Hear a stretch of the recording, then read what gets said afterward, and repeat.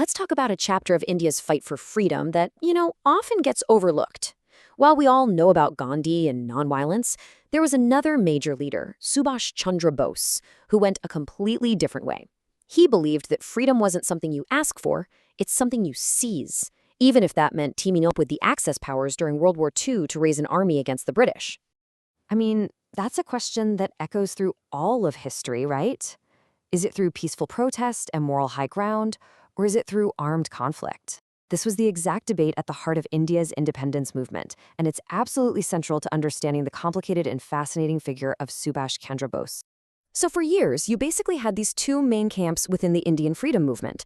On one side, you had the path of nonviolent civil disobedience, and on the other, the conviction that only an army, only force, could actually kick out the empire. Bose was, without a doubt, the most powerful and well-known champion of that second path. And wow, that one quote, it tells you everything you need to know about his mindset. For Bose, freedom wasn't something to be negotiated or politely requested. It was something to be taken by force. This single belief set him on a path that was as incredibly daring as it was controversial. So how exactly did he plan to snatch freedom? Well, it all kicked off with an escape that sounds like something straight out of a spy movie. Bose's massive plan starts with a first step that's just as massive, busting out of his own house while under British house arrest. To build his army, he first had to get out of the country, and what he pulled off was a plot worthy of a Hollywood blockbuster. Just try to imagine this for a second. It's the middle of the night, January 1941. Bose's family home in Kolkata is being watched around the clock by British intelligence. He's one of the most famous people in all of India, and yet, dressed up as an insurance agent named Muhammad Ziauddin, he just walks out the front door and vanishes. And the plan itself, the sheer detail is mind-blowing. This was not some spur-of-the-moment thing. He had a specific disguise, a trusted getaway driver and his nephew, and even the car was picked out because it had a long-distance radiator. But that little detail about leaving the car door slightly open to trick the guards, that shows you a guy who is always thinking 3 moves ahead. And getting out of Kolkata, that was just the beginning. From there, he started this unbelievable trek, by car, by train, sometimes even on foot, all the way through Afghanistan and the Soviet Union, finally landing in Berlin in April of 1941. He was on a mission to find an ally, anybody who would help him kick the British out of India. So he lands in the heart of Nazi Germany, of all places, and this is where the next phase of his plan kicks into gear, raising an army. He was working on that age-old and, pretty controversial idea, the enemy of my enemy is my friend. And Bose, he did not waste a single second. He immediately started recruiting from the thousands of Indian prisoners of war who the Germans had captured in North Africa. He gets about 4,500 of them to form what he called the Free India Legion.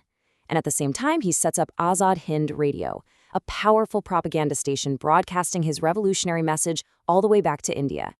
But when Hitler's focus moved away from India, Bose pivoted to another Axis power, Japan. And the way he got there, it is just nuts. You have to hear this. He boards a German U-boat, travels 30,000 kilometers for 3 months all the way around Africa, and then, in the middle of the ocean near Madagascar, he transfers to a Japanese submarine. Think about that. It's the only known civilian transfer between 2 different nations' submarines in the entire war. Absolutely incredible. He shows up in Southeast Asia, takes command of the existing Indian National Army, or INA, and just lights a fire under everyone with this electrifying call to action. He rallied thousands to his side with this simple, brutal promise. Sacrifice everything, and in return, you will get your freedom. So what did this new INA actually look like? Well, let's break it down. And this was no ragtag militia, okay? We are talking about a serious force of around 43,000 soldiers. What's really interesting is who they were. A mix of former British Indian Army POWs and regular civilians from the Indian communities in Asia.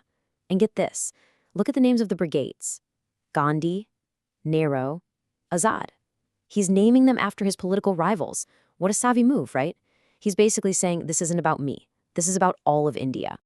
And if you want to talk about being ahead of his time, look no further than this. The INA wasn't just diverse, it was groundbreaking. It included the Rani of Jhansi Regiment, an all-female infantry unit. This wasn't just some auxiliary unit, this was an all-female combat regiment. In Asia, at that time, that was absolutely revolutionary. But here's the thing. To really get what Bose was doing with the INA, you have to look past the guns and the soldiers.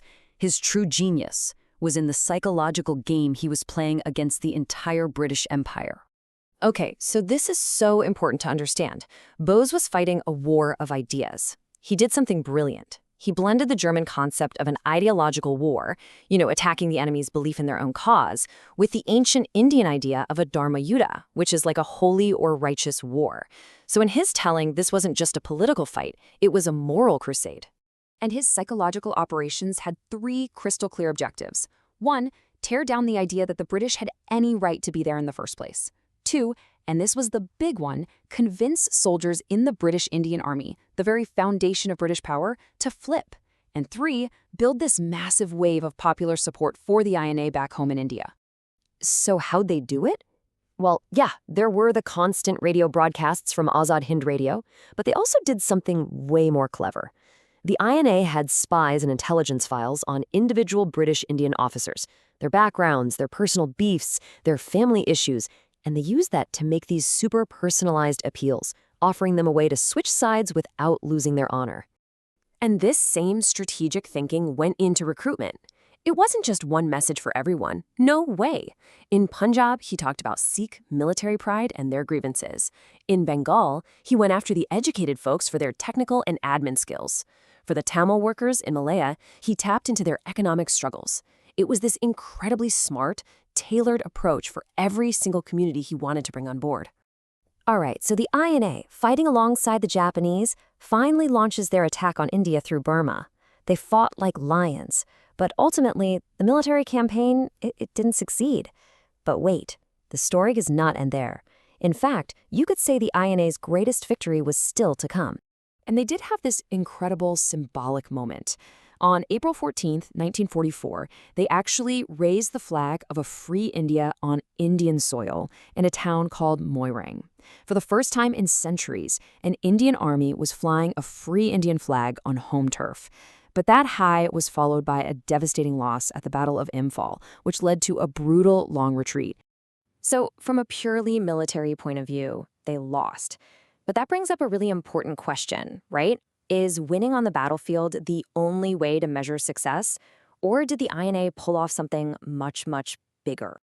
And this, right here, is the punchline. This is the whole story.